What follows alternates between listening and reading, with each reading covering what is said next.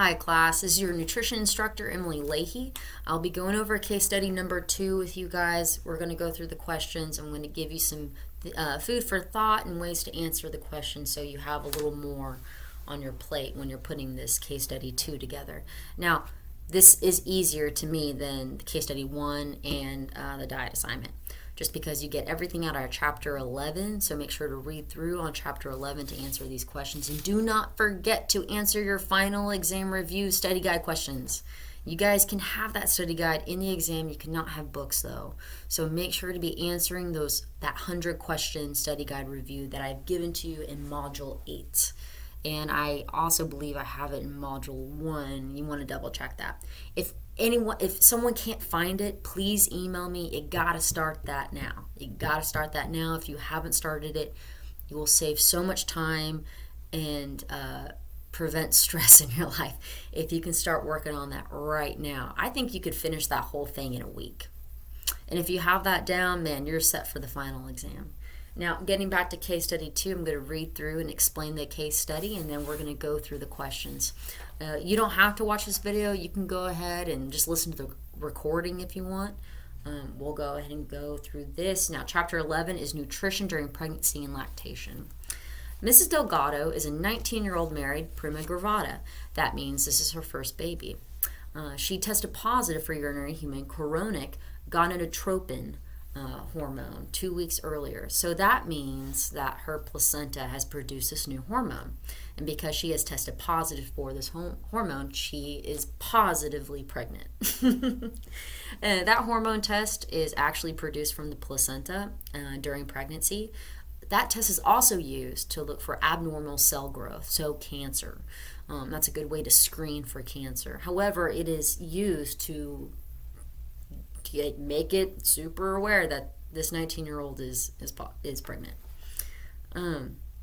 She's 5'3", she's at 125 pounds. That's a really good weight for a 19-year-old that is 5'3". And she's been pregnant for 6 weeks, but she didn't know until 2 weeks before. So for 4 weeks, she had no idea. During her initial nutrition review, Mrs. Delgado indicated that the pregnancy wasn't planned. She seemed especially worried about the effects of her irregular diet on the baby. As college students, she and her 21-year-old husband had erratic meals, meaning they were eating at all times of the day, or maybe not. Maybe they were skipping meals. I mean, they just weren't paying attention to how much they were really consuming and what they were consuming. They also state that their diet was dominated by junk food or prepackaged foods.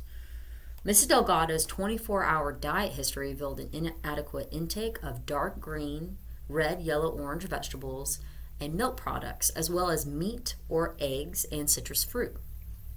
The couple realized that these types of foods were an important part of nutritious diet, but felt inexperienced as cooks and lacked the time and money to prepare healthful meals every day.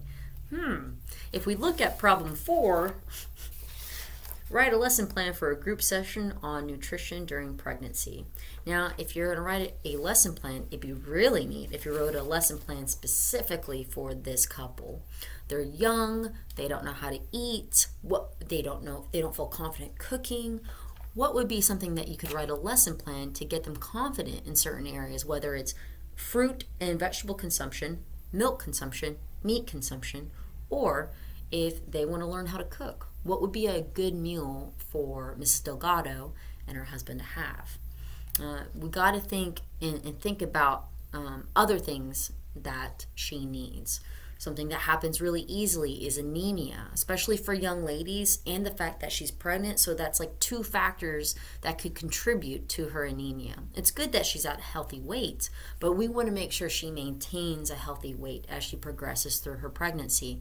When someone's at normal weight, we want to shoot for about 25 to 30 pounds of weight gain during that pregnancy at the end of pregnancy. That's just a rule of thumb.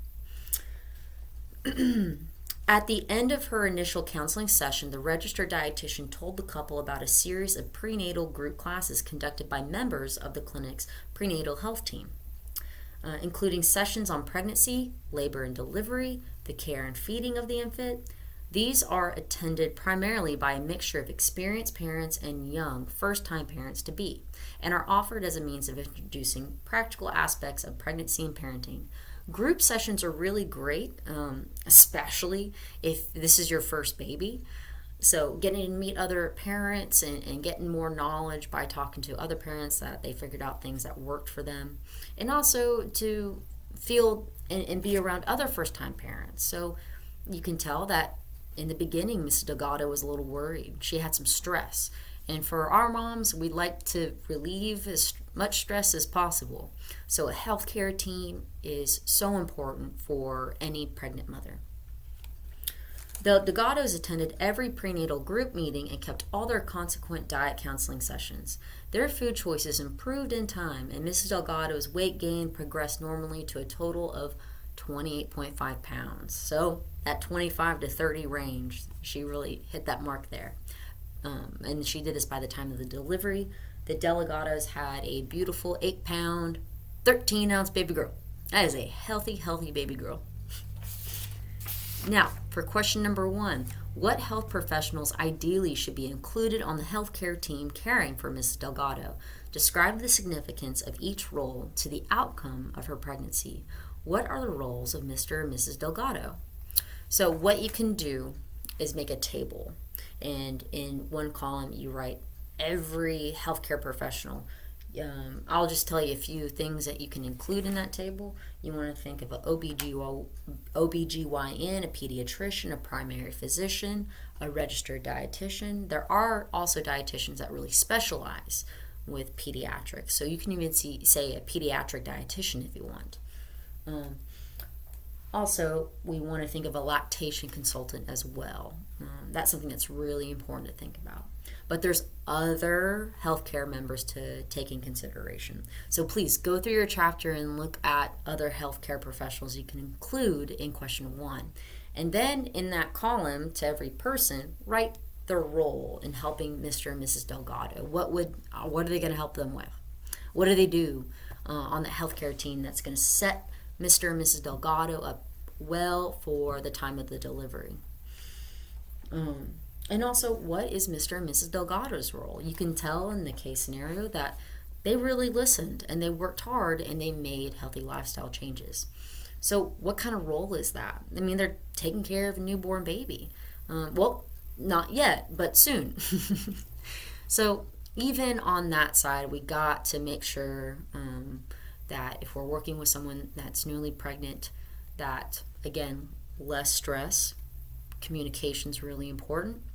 And then also making sure that the mother's support is there. And Mr. Delgado seems like a very active parent in that. Now, also, number 2, what nutritional deficiencies would you expect in Mrs. Delgado's diet? She did say that she does not have a good diet in green, red, yellow, orange fruits and vegetables. Also, meat and milk products aren't very high. We see that convenient style foods or diets dominated by junk food have very nutritional value in the things that a pregnant woman really, really needs. Folic acid is a big one. I will say that right now. Folic acid is something very important to be thinking about. She's young, she's pregnant, anemia could really kick in any time. So weight gain is important for this mom throughout her pregnancy. And making sure that we combine our meats with our vitamin C's, because we did have a discussion post about female athletes with anemia issues. So something to think about is that when Mrs. Delgado has a meat or animal protein, it's good to combine that with a vitamin C source to enhance the absorption of the iron in the meat. And also folic acid is found in a lot of fortified breads and grains. So we want to think about that even more. Adding plant proteins, almonds, nuts, grains, seeds, legumes. These are all great things that do contain folic acid. And how do we apply that more into Mrs. Delgado's diet? So those are things to consider. What are some other fat-soluble vitamins? What are some water-soluble vitamins that Mrs. Delgado will need to think about throughout her pregnancy? What are some minerals that she'll need? Minerals will include, I want to say, one second. We want to include minerals like magnesium and zinc. These are things that are going to be found in nuts, grains, and seeds. So that's important. And it also says that Mrs. Delgado doesn't really have any food allergies of any kind. So just make note of that. It doesn't say anything like that in the case study, so it's not something to really be concerned about. You can discuss it if it is a concern of yours, but since it's not included in the case scenario, I wouldn't be worried about it for this assignment. What practical problems would you expect her to encounter in attempting to improve her diet? So this is the second part, number 2. What you want to think about, and definitely go through chapter 11. They have some great examples of this. You want, in practical things, she's a college student.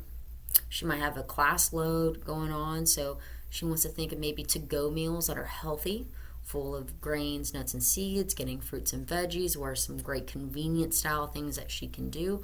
Subway is something that's a really great place to have. If that's available to her, that would be something suggested. Other problems that she might encounter in attempting to improve her health is also her financial status. Even though that's not really discussed, that might be something that you want to bring in as a factor in discussion with this question. Also, another thing that you can talk about is Mr. Delgado's meal style.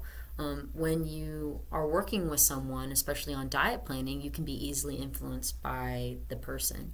So it's good to have also Mr. Delgado on the same page about what Mrs. Delgado needs and how she needs to eat. So support, that is something that's really important for young moms, is support. So that would be something that she would encounter. But if Mr. Delgado is paying attention to it, hey, that seems like a great thing. That's something to bring up in discussion. You can find more examples that Mrs. Delgado will run into in your chapter 11.